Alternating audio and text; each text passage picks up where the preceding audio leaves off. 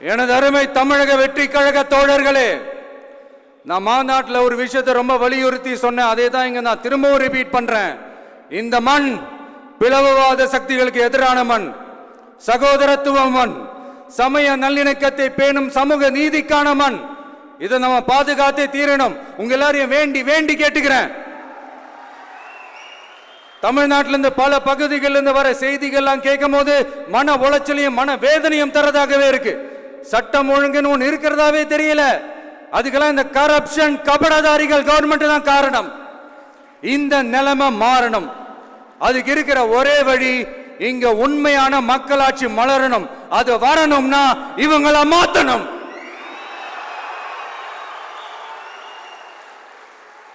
அதுக்கு என்ன வழி? அதுக்கு நாம என்ன செய்ய போறோம்?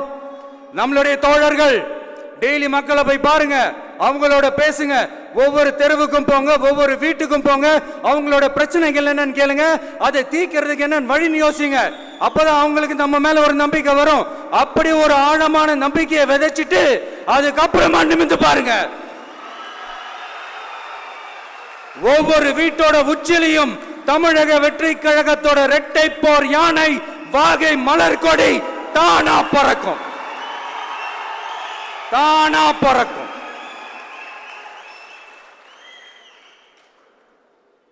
மாண்புமிகு மன்னராட்சி முதல்வர் அவர்களே, உங்க ஆட்சியை பத்தி கேள்வி கேட்டா மட்டும் ஏன் சார் உங்களுக்கு இவ்வளவு கோபம் வருது? நீங்க ஒழுங்கா ஆட்சி நடத்திருந்தீங்கன்னா பெண்கள் பாதுகாப்பு ஒழுங்கா இருந்திருக்கும், சட்டம் ஒழுங்கு சரியா இருந்திருக்கும்.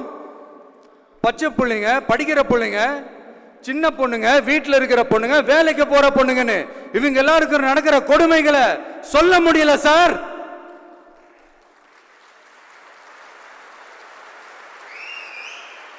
இதுல வேற உங்களை அப்பான்னு வேற கூப்பிடுறாங்கன்னு சொல்றீங்க.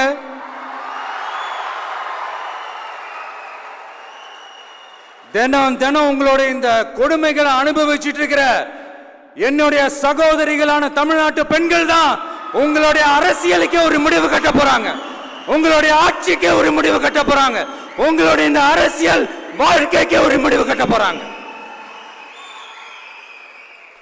சரி, பெண்களோட லைஃப் தான் இப்படி போராட்டமா இருக்குன்னு பார்த்தா இங்க எத்தனை போராட்டங்கள்?